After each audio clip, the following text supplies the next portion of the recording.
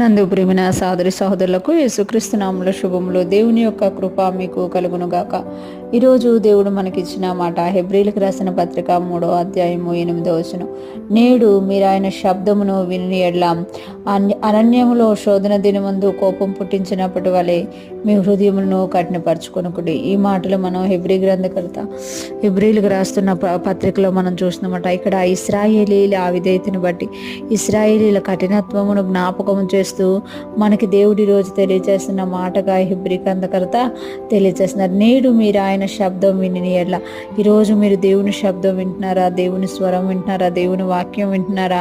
అయితే ఈరోజు మీరు విన్న వాక్యాన్ని బట్టి అరణ్యములో శోధన దినమందు కోపం పుట్టించినప్పటి వలె మీ హృదయములను కఠినపరచుకొనుడి.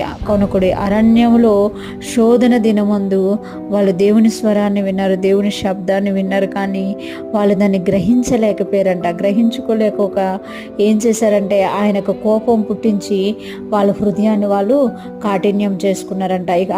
వాళ్ళ హృదయాన్ని కాఠిన్యం చేసుకోవడం వల్ల ఇశ్రాయేలీలు దేవుని స్వరానికి విధేయులు కాకపోవడం వల్ల ఇశ్రాయేలీలు విశ్రాంతిలో ప్రవేశింపలేకపోయారు. వారి పిల్లలు కానాను దేశంలో ప్రవేశించినట్టుగా మనము చూడగలం. అందుకే ఇక్కడ హెబ్రీ గ్రంథకర్త మనకు తెలియజేస్తున్నారు కదా, నేడు మీరు ఆయన శబ్దం వినినప్పుడు ఆ శబ్దానికి విధేయులైపోండి, ఆ శబ్దానికి లోబడండి, ఆ శబ్దాన్ని గ్రహించండి. అది ఎక్కడి నుండి వస్తుంది అనేది మీరు పరిశీలించండి, దేనిని బోధిస్తుంది మీకు అనేది మీరు పరిశీలించండి అని తెలియజేస్తూ ఇంకొక మాట అంటున్నారు కదా, ఆయనకు కోపం పుట్టించొద్దు. ఆయన మాట మనం వినకపోతే, ఆయన శబ్దాన్ని మనం గ్రహించకపోతే మనం ఏమై చేస్తామంట, ఆయనకు కోపం పుట్టిస్తామట. ఇంకొకటి మన హృదయం కాఠిన్యం చేసుకుంటామట.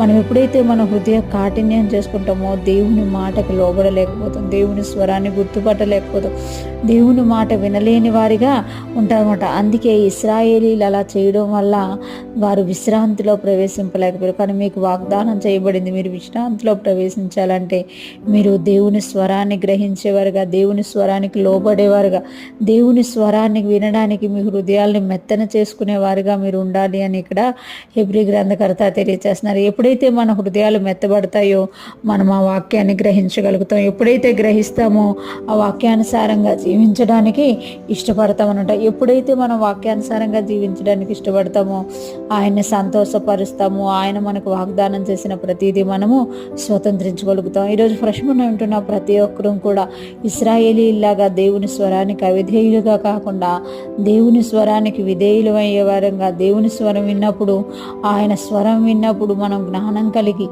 వినయము కలిగి ఆయన మాట ప్రకారం జీవించేవారంగా ఉందముగాక.